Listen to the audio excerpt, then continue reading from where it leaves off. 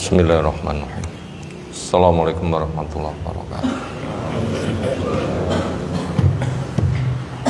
Alhamdulillahirabbil alamin walladzi arsala rasulahu bil huda wa dinil haq liyudhhirahu 'ala dini kulli wa kafaa billahi syahida. Asyhadu an la ilaha illallah wahdahu la syarikalah wa asyhadu anna Muhammadan abduhu wa rasuluh. Allahumma shalli ala Muhammad wa ala alihi wa ashabihi wa man tabi'ahum bi ihsanin ila yaumiddin.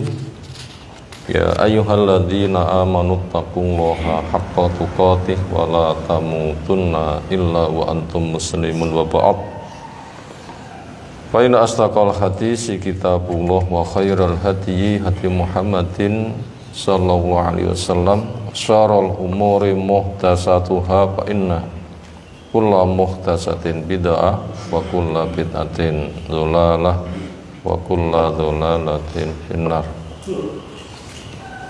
Ayol ikhwah azanallahu subhanahu wa ta'ala, insyaallah kita melanjutkan mengkaji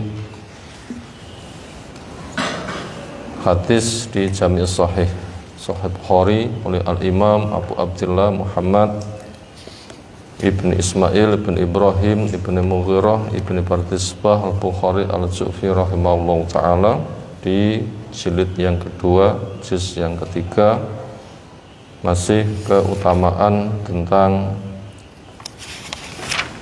urusan hibah.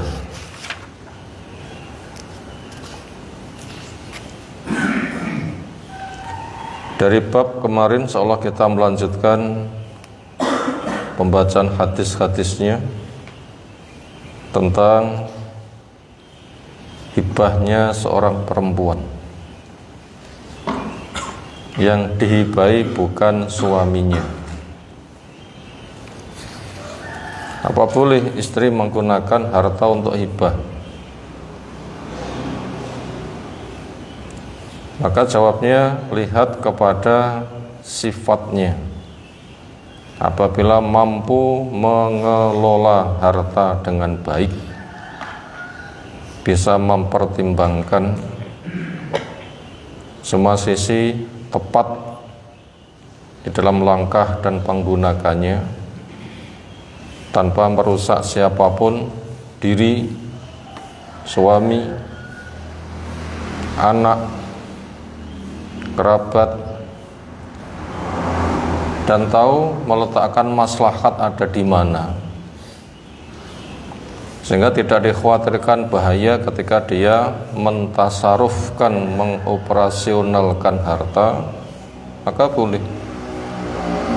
Kepada siapa dia berhibah, ya lihat kondisi. Sekira yang butuh dihibai itu suaminya, boleh. Sekira yang perlu dihibai anaknya sendiri, boleh. Sekira yang dihibai itu ibu bapaknya sendiri, boleh. Kerabatnya, paman bibinya, nenek kakeknya, saudari saudaranya, tetangganya, temannya, kenalannya, sekira itu memang maslahat, boleh. Itu dari bab yang kemarin. Demikian juga ketika dia memerdekakan budaknya. Kalau istri tidak bisa mengelola dengan baik, maka tidak boleh yang seperti itu. Karena pesan Nabi SAW membacakan firman Allah Ta'ala, wala tu'tus sufaha amwalakum. Kamu jangan memberikan kepada mereka yang safih, yang tidak mampu mengelola harta dengan baik akan harta kamu. Mereka nggak bisa mengelola, ya jangan kamu serahkan. Hadis pertama telah kita baca kemarin. Asma tanya pada Nabi SAW, dia mendapatkan harta dari suaminya, apakah dia boleh untuk bersedekah dengannya? Jelas tidak kepada suaminya. Kenapa? Suaminya yang memberi. Berarti pada kondisi cukup, tapi diberikan kepada orang lain. Jawabnya bukan semata boleh, tetapi malah dengan bahasa tasaddaqi wala tu'i fayu'a alaik. Silahkan kamu bersedekah dan kamu jangan menyembunyikan, jangan menyimpan, Pak, nanti akan disimpan untuk kamu. Kemarin sudah kita dudukkan permasalahannya, sedekah itu sampai habis. Kapan itu baru diserahkan? Pertama, bila untuk jatah tertentu. Misalnya pendapatannya sebulan sekali. Misal untuk dirinya jatah 1 bulan sudah dengan kebutuhan wajar, tanpa dikempes, tanpa digelembungkan, adil, wajar. Pantasnya sesasi ya semini untuk makan, minum, biaya operasional keluarga sehari-hari. Untuk orang-orang yang ditanggungnya sudah.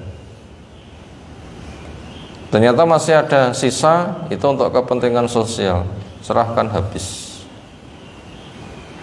Jangan kamu simpan, karena Allah akan mengganti semuanya. Jatah sosialnya misalnya 1/3 dari harta, seperti kisahnya seorang petani ketika mendapatkan fasilitas siraman hujan diberitahu sirame kebun si fulan. Hebat sekali orang itu, didaftar oleh Allah, dapat kesuburan, tangani sendiri oleh Allah, mendung dipanggil. Hebat kan? Apa rahasianya? Ya bagi 3 penghasilannya. Penghasilannya bukan alat produksi, tapi penghasilannya. Alat produksinya terus nggak disentuh. Penghasilannya sepertika untuk diri, tentunya untuk keluarga, sepertika untuk pengembangan operasional berikutnya, yang ketiga untuk sosial. Misalnya 6 juta pemasukannya, untuk diri 2 juta, untuk biaya pengembangannya 2 juta, 2 juta untuk sosial. Nah, yang 2 juta sosial itu diserahkan semuanya. Kenapa? Allah menjamin memberi, mengganti semuanya. Bila hanya diserahkan 1.000, pada itu jatahnya 2.000, nanti Allah mengganti juga hanya 1.000. Bila ia serahkan 2.000, nanti juga Allah mengganti 2.000. Jadi nabung seperti ini paling aman. Nabung seperti itu paling aman. Gak ada sistem nabung. Nabung seperti itu paling aman. Rasa tawakalnya kuat, rasa imannya kuat. Serahkan semuanya, gak khawatir. Kenapa? Allah mengganti, Allah menjamin, Allah mencukupi. Tawakalnya kuat sekali. Tidak separuh, nanti tawakalnya juga dibelah jadi 2. Cik lumayan punya separuh, mending butuh kayak jipo. Itu tawakalnya kepada benda. Walaupun itu boleh secara sebab, tetapi ketika serahkan kepada Allah, nanti tawakalnya khusus. Allah menjamin, Allah mengganti, Allah tidak pernah bohong, Allah maha kaya. Allah ketika berkehendak mengatakan kun, selesai. Allah nggak pernah menyelisih janjinya. Loh, itu lebih kuat. Lebih kuat, sehingga Allah yang selalu diingat, disebut, jadi tumpuan, sehingga tidak kepada harta. Walaupun secara sebab boleh, walaupun secara sebab boleh. Nah, kepada itu lebih kuat lagi. Makanya bila kita melihat tentang ghibthah, siapa yang boleh untuk dighibthah? La hasada illa fisnatain, tidak boleh ghibthah dengan bahasa hasad, kecuali pada 2 hal. 2 hal itu kunci, bukan hanya 2, tapi itu kunci. Punya 2 mewakili semuanya. Ya Allah, dia kok punya luar biasa, saya ingin semisal dia, lalu berusaha tanpa merusak, maka itu namanya lomba. Yang punya kesuksesan, aman leluasa dengan kesuksesannya, yang ingin seperti dia, dia bekerja mandiri tanpa mengganggu sama sekali. Lah perlu juga membantu, memberikan bantuan. Bertumbuhnya hanya kepada Allah, sehingga lomba betul-betul menggali potensi. Itu namanya ghibthah. Yang diperbolehkan dua. Kenapa? Dua itu merupakan kunci masalahnya. Apa dua itu? Satu, orang diberikan hikmah, yaitu ilmu, pemahaman, amal, plus mengajar. Itu namanya hikmah. Ilmu, pemahaman, amal, itu hikmah, plus mengajar. Ya Allah, ilmunya luar biasa. Ya Allah, pemahamannya bagus. Ya Allah, amalnya. Ya Allah, waktunya untuk mengajar sana sini. Kapan saya punya seperti itu? Pagi, sore, siang, malam. Alangkah banyak orang yang mendapatkan maslahat ilmu darinya. Si A, si B, tempat A, tempat B. Sekian puluh orang di tempat A, sekian ratus orang di tempat B, sekian ribu orang di tempat C. Masuk di dalam alam maya menyebar seluruh dunia, puluhan, ratusan, ribuan. Alangkah yang banyak mendapatkan maslahat, berarti alangkah besar pahalanya. Kapan ya saya punya seperti itu? Ingin lalu berusaha tanpa merugikan, itu namanya ghibthah. Ini mewakili. Yang kedua, punya harta diserahkan, berarti dia tidak memegang sampai habis. Namanya fasulito sultan, itu diserahkan, ya dia nggak puasa sama sekali, nggak memegang belas, dikuasakan, serahkan sampai habis, koret-koret habis. Pada yang hak, dan itu tidak ada kekhawatiran sama sekali. Kenapa? Jaminannya pasti, Allah tidak pernah menyelisih. Ya Allah, kok bisa ya tawakalnya seperti itu? Ya Allah, kok bisa ya? Saya kapan bisa seperti itu? Itu yang kedua. Itu mewakili semuanya, dua itu. Sekarang kita baca hadis berikutnya, fadhil.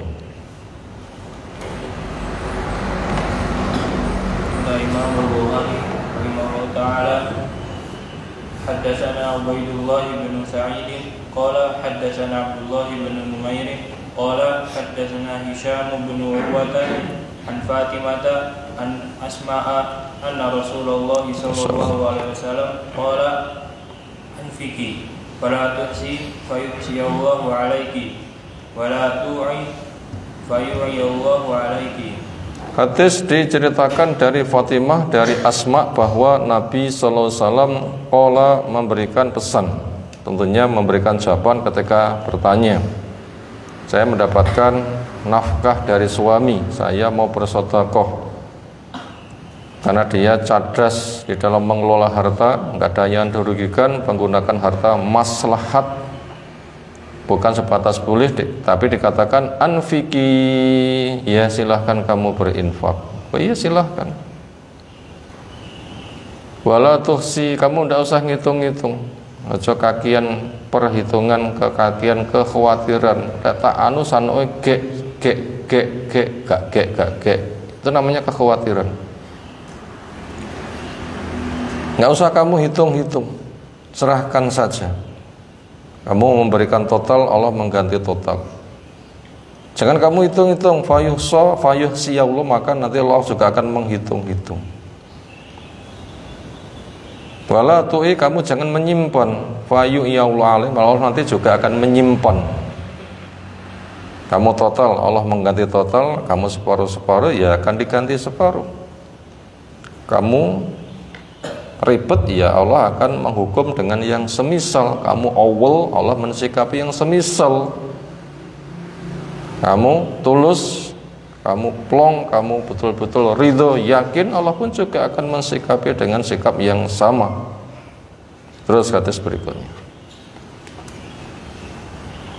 Qala Imam Al-Bukhari rahimahullah taala qala haddatsana Yahya bin Bukair anil Laisi an Yazid an Bukairin an Quraibin maula bin Abbasin anna Maimunata bintal Harisi radhiyallahu anha akhbaratu annaha a'taqat walidatan walam tasta'dinin nabiyya sallallahu alaihi wasallam falamma kana yawmuha alladhi yaduru 'alaiha fihi qalat sya'arta ya Rasulullah anni a'taqtu walidati qala a'taqtu walidati qala aw fa'alti qalat na'am qala amma innaki law a'taituha akhwalaki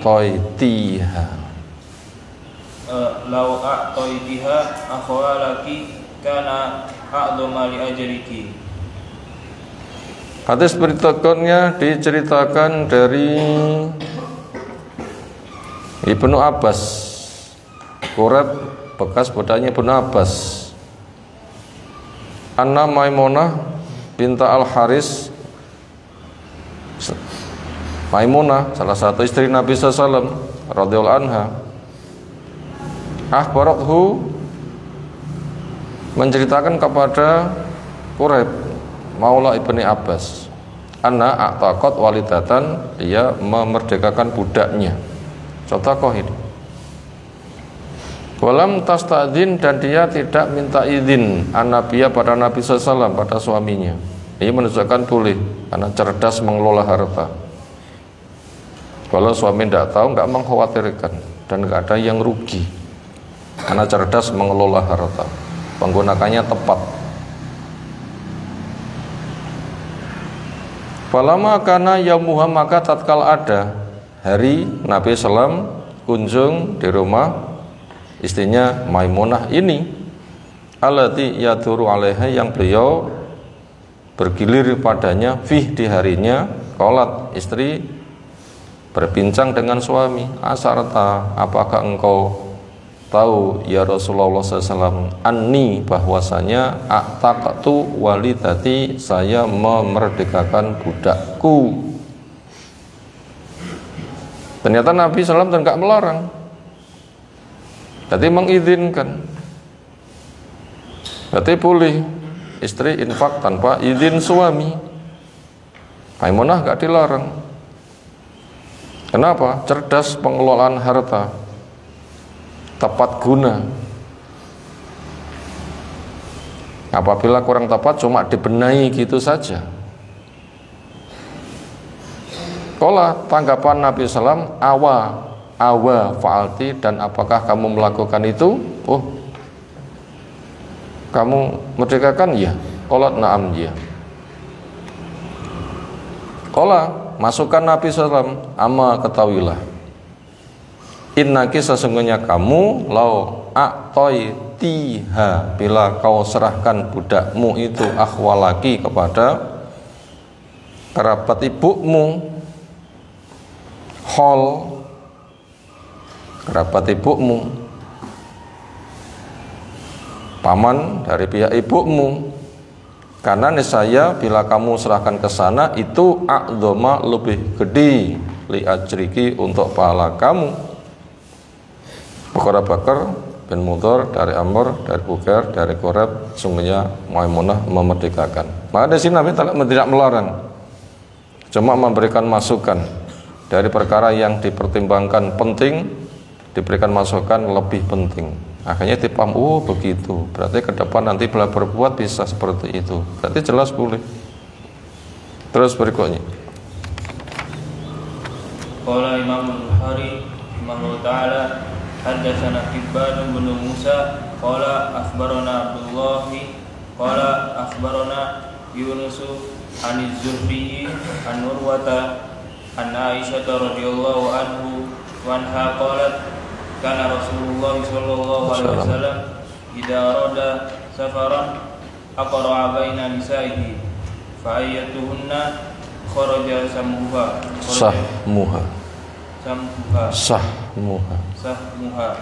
kharaja biha ma'ahu wa kana yaqsimu li kulli imratin minhunna yawmaha wa laylataha ghayra anna saudata binta Zam'ata wahabat yaumaha wa laylataha li Aisyata zaujin Nabi sallallahu alaihi wasallam tabtagi bidzalika ridha Rasulillah sallallahu alaihi wasallam. Berikutnya diceritakan dari Urwah, ini keponakan Bu Aisyah sendiri, anak dari Asma, dia saudarinya. Anak Aisyah dari bibinya Aisyah radhiyallahu anha qalat, Karena ada sang bibi cerita, menceritakan tentang Rasulullah SAW idza arada safaran, ketika menginginkan safar, akra mengundi baina nisai, di antara istri-istrinya. Sekira bisa ikut semuanya ya diajak, semisal umroh, semisal haji. Kalau di medan perang secukupnya. Siapa yang ikut diundi, mungkin 2, mungkin 3, atau 1, atau berapa sesuai kebutuhan. Perlu diajak sesuai dengan kondisi. Siapa yang melu, ini termasuk jenis istikharah, minta pilihan kepada Allah. Ya Allah, pilihkan dengan cara undian. Kamu memilihkan siapa mereka yang menyertai. Fa ayatuhunna, maka mana saja di antara hasil undian dari istrinya kharaja, keluar sahmuha, jatahnya, lotnya, petokane, lek wong arisan begitu, kopiok. Kharaja ya Nabi SAW keluar bersamanya, mahu, menyertainya. Ketika ada beberapa yang butuh untuk diajak untuk safar, haji, umroh, itu bisa diajak semuanya sekira memang mampu. Maka nanti ketika berada di tempat istirahat, menginap, itu masing-masing duwe kamar dewi-dewi. Istri A kamarnya mana, istri B kemahnya mana, istri C kemahnya mana. Nek kemahnya dewi-dewi, kamar dewi-dewi. Beliau yaksimu membagi likuli mur'atin, untuk setiap istri, min huna, dari mereka, yaumaha wa lailataha, siang dan malamnya. Mungkin menginap beberapa waktu. Hari A di rumah, di kemah istri A, hari B di kemah istri B, dan seterusnya.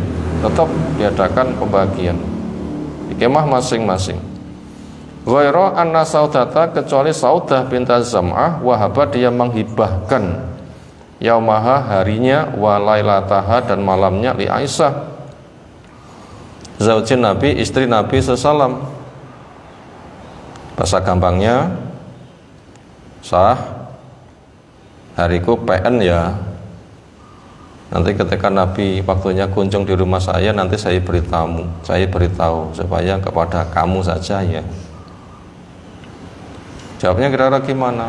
Wah iya, syukron, jazakillah khairan, kira-kira gitu ya. Atau mungkin saya tambah dengan sujud syukur, boleh, dapat nikmat. Tabtagi, ia cari bidzalika, dengan hibah seperti ini. Jelas ini enggak minta izin pada Nabi. Nabi, saya minta izin hariku untuk Aisyah. Enggak usah bilang begitu. Enggak usah bilang begitu. Nabi mendatangi kepada kemah-kemah istrinya, atau istrinya yang menyusul di kemah Nabi, enggak mengapa. Di sebuah kesempatan itu Bu Aisyah itu yang nyusul ke kemah Nabi SAW. Waktu itu harinya jatahnya milik Sofia. Begitu masuk, loh kok kamu? Ini kan jatah Sofia yang kesini, kok kamu? Ya, dia memberikan harinya untuk saya. Jelas Yesus itu tidak minta izin pada Nabi ketika berhibah harinya. Menunjukkan itu boleh. Kenapa? Tepat guna. Bahkan itu membahagiakan kepada yang diberi. Ternyata ia bersikap seperti itu. Tabtagi bidzalika, ia cari dengannya ridho Rasulullah Sallallahu Alaihi Wasallam. Itu contoh hibahnya seorang istri kepada orang lain tanpa seizin suami, sekira hibahnya tepat guna, enggak rugi, maka itu perkara yang diizinkan. Demikian beberapa hadis yang kita kaji pagi hari ini. Belum kita tuntaskan sampai masuk waktu syuruk karena ada jadwal yang lain. Kita cukupkan. Subhanakallahumma bihamdika, asyhadu an la ilaha illa anta, astaghfiruka wa atubu ilaik. Assalamualaikum warahmatullahi wabarakatuh.